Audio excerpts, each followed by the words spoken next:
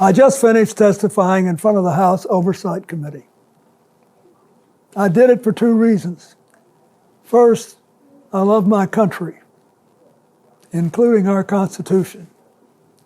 And America was built on the idea that no person is above the law, even presidents, especially presidents, and that we should all live under the same set of rules. This kind of democracy requires every person to play their part. And I hope that by being there today, we can bring ourselves just a little further away from the brink and back to being a country where we can disagree civilly and we can search for truth and justice, and that it outweighs the partisan urge to score points and create spectacle. The second reason I was there is that the girls and women whose lives Jeffrey Epstein destroyed deserve not just justice, but healing. They've been waiting too long for both. Though my brief acquaintance with Epstein ended years before his crimes came to light, and though I never witnessed during our limited interactions any indication with what was truly going on, I offered the little I do know in the hopes that it would help prevent anything like this from ever happening again.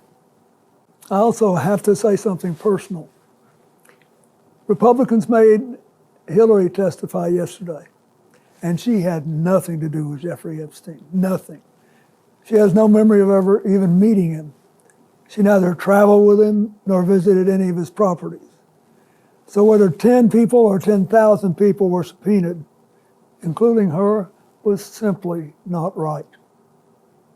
So here's what I told the committee. First, I had no idea of the crimes Epstein was committing. No matter how many photos they show of me, I have two things that at the end of the day matter far more than any interpretation of 20-year-old photos. I know what I saw, and more importantly, what I didn't see. And I know what I did, and more importantly, what I didn't do. I saw nothing and I did nothing wrong. As someone who grew up in a home with domestic violence, not only would I not have flown on his plane if I had any inkling of what he was doing, I would have turned him in myself and led the call for justice for his crimes, not the sweetheart deal that he got. But even with 20/20 hindsight, I saw nothing that ever gave me real pause. We're only here today because Epstein hid it from everyone so well for so long. And by the time it came to light with his 2008 guilty plea, I had long stopped associating with it. When the video of my testimony today is released, I hope it will motivate everyone to go in front of Congress to say what they know. I hope it will motivate the Justice Department to finally release all the files and to ensure that this never happens again. The survivors deserve that.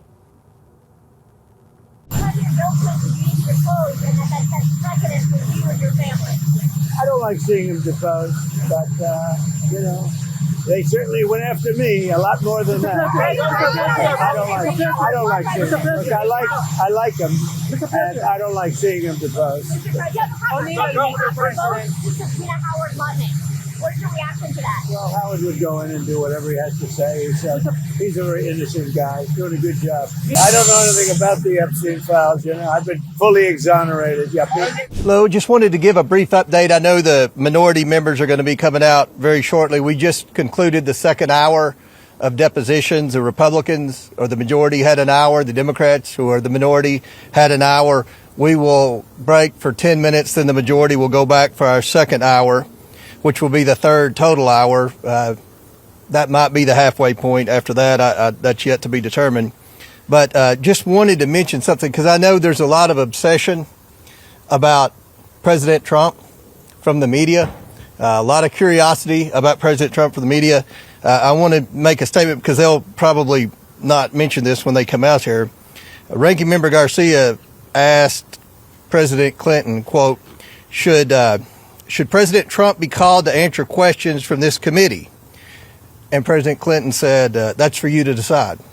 And the president went on to say that the president, Trump, has never said anything to me to make me think he was involved and he met with Epstein. So I know there's a lot of curiosity about President Trump. I thought that was an interesting thing that President Clinton said. So I'll let the Democrats have the podium and they can answer your questions. But we'll come back at the conclusion, the majority will, and we'll answer all your questions. Thank you.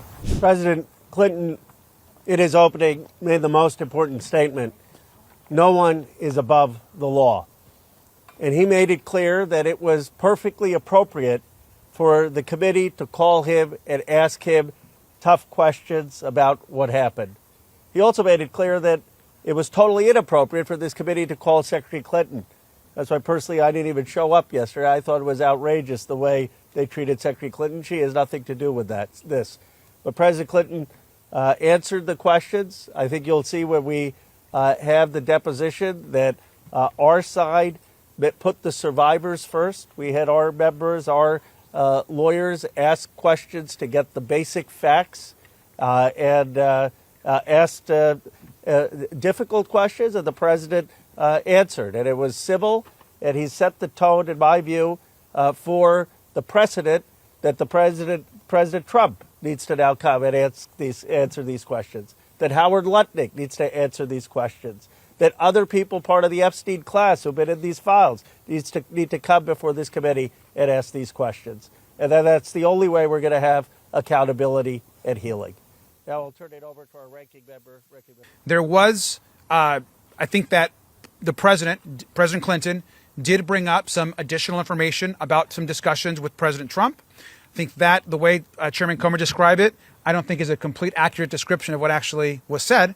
So let's release the full transcript so that you can get a full record of what actually was said, which brings up some very important new questions about comments that President Trump has actually said in the past. Any other questions? Congressman. Yes. I know in the former president's statement, he says that there may be times where he says he can't recall.